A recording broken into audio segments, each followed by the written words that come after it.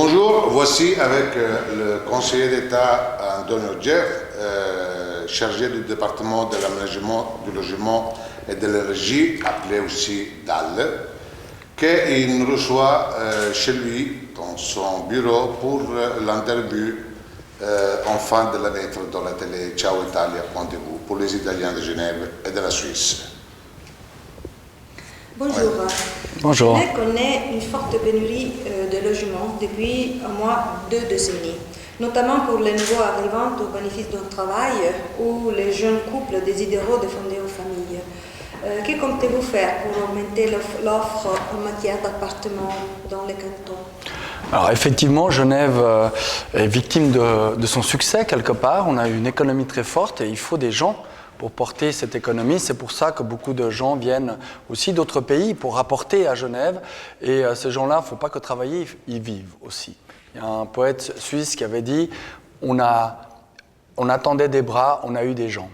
Et il faut loger ces gens, et c'est pourquoi le Grand Conseil a adopté il y a déjà 3 ans le plan directeur cantonal 2030 qui fixe un certain nombre de développements urbains. Et nous devons aujourd'hui construire beaucoup plus d'immeubles, un peu comme on a su le faire dans les années 60 ou 70, qui était aussi une vague migratoire italienne importante, où on a créé ce qu'on a appelé les cités satellites, de Meyrin, Lignon, Annay, etc. Donc aujourd'hui, on a 10 grands projets prioritaires. Le PAV est le plus important, on y reviendra, mais ces projets-là, ils doivent nous permettre demain de construire les nouveaux quartiers. Alors c'est les Cherpines à Plan-les-Ouates, c'est les Grands Essers à Verrier, c'est l'étang à Vernier, donc c'est des projets qui chacun auront 1000, 2000, voire 3000 logements. On remarque notamment que le délai d'attente pour un logement au sein de la fondation immobilière, qui dépend de chez vous, je crois, les droits publics sont extrêmement longs et qu'il n'y a aucune garantie d'obtenir un logement. Que comptez-vous faire pour remédier à cette situation?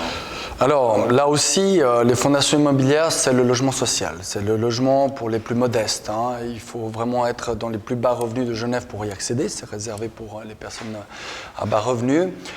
Aujourd'hui, nous avons effectivement 8000 personnes en liste d'attente. Donc, ces logements, cette fondation, elles construisent, elles arrivent à construire 300 logements par année, mais par rapport à 8000 d'attente, on ne va pas y arriver à répondre à tout le monde. Donc ça, il faut le dire d'abord. Il faut être clair aussi avec les gens. Donc, ce que je fais maintenant, c'est dans la mesure où on n'arrive pas à répondre oui à tout le monde, c'est aujourd'hui, on va changer les critères d'attribution et on va donner des critères, des points plus importants, donc une priorité plus importante aux ménages, aux familles qui ont le plus besoin. On pense notamment aux situations d'urgence, on pense alors bien évidemment tout ce qui est femmes battues, etc., qui sont ultra prioritaires, des gens qui sont à la rue, il y a des gens qui dorment dans leur voiture, tout cela vont être priorisés. Maintenant, si vous avez déjà un logement, mais qui n'est pas idéal, etc., puis vous voulez juste changer pour des raisons de confort, je vous le dis sincèrement, ça va être difficile. Ces fondations, elles vont prioriser les urgences sociales. Et ça, on est en train de changer maintenant.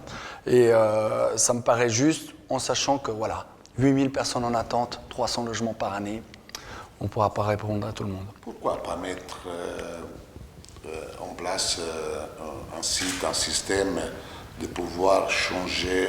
Par exemple, il y a une personne tout seule qui se trouve avec un 5 pièces. Quelqu'un qui se marie, il a un studio, ou un 2 pièces, faire un peu comme... de bourse d'échange. Voilà, oui, ça c'est une très bonne idée. Il faut savoir qu'à Genève, il y a 1/3 des appartements qui sont sous-occupés. Moi, je vois bien, moi j'ai grandi à Meyrin. Hein, cité, voilà, et on était avec nos parents, on est arrivé dans les années 80, 70, 80. Évidemment, on a pris des 5-6 pièces, on était avec nos parents. Nous, on est partis de Meyrin, puis nos parents, ils sont restés dans les 5-6 pièces. Mais le problème, c'est que les 6 pièces sont à 1500 francs, et si les parents qui sont âgés maintenant, ils vont prendre un 3 pièces, il est à 2500 francs. Et c'est là le problème qu'on a. C'est-à-dire, et ça, malheureusement, l'État ne peut pas le maîtriser, vu qu'il s'agit de régie privée. Donc on ne peut pas... Moi, j'ai travaillé avec les régies en leur disant, mais écoutez, n'augmentez pas autant les prix comme ça. Par exemple, des gens qui sont dans un 6 pièces peuvent dire, bon, bah, je le laisse à des jeunes familles, et moi, je vais dans un 3-4 pièces plus petit, mais ils ne peuvent pas avoir un loyer 1000 francs plus grand pour quelque chose de plus petit. Et c'est ce qui se passe. Donc, les gens ne quittent pas les 5-6 pièces de l'époque parce qu'ils ont des baux qui ont 20 ou 30 ans. Et malheureusement, aujourd'hui, les familles, elles se coincent dans des petits appartements très chers. Et ça, c'est un vrai enjeu avec lequel, malheureusement, l'État est impuissant puisqu'il s'agit de droits privés. Quelles mesures le DAL compte-t-il prendre en matière énergétique pour améliorer l'offre d'énergie renouvelable à Genève et travailler pour le bien de la planète de génération future? Alors, notre objectif à Genève, c'est d'ici 2050 d'atteindre ce qu'on appelle la société à 2000 watts. La société à 2000 watts, c'est quoi? C'est une société qui ne consomme pas plus d'énergie et d'environnement que ce que la planète peut lui donner. Donc, ça serait le point d'équilibre écologique idéal de toutes les sociétés. Nous, on doit le faire, mais en réalité, tous les pays du monde doivent le faire.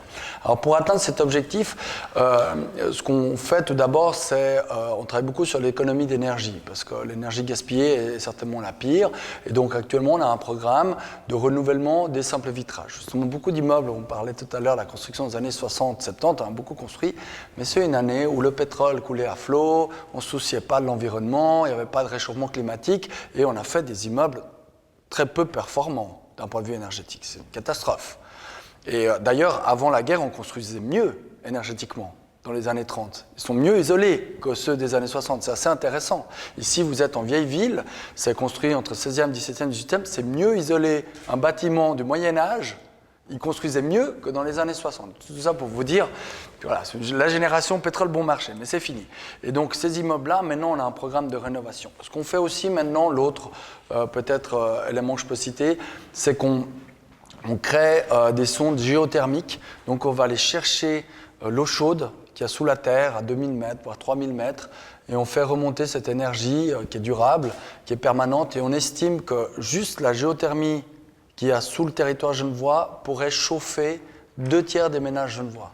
C'est un potentiel énorme.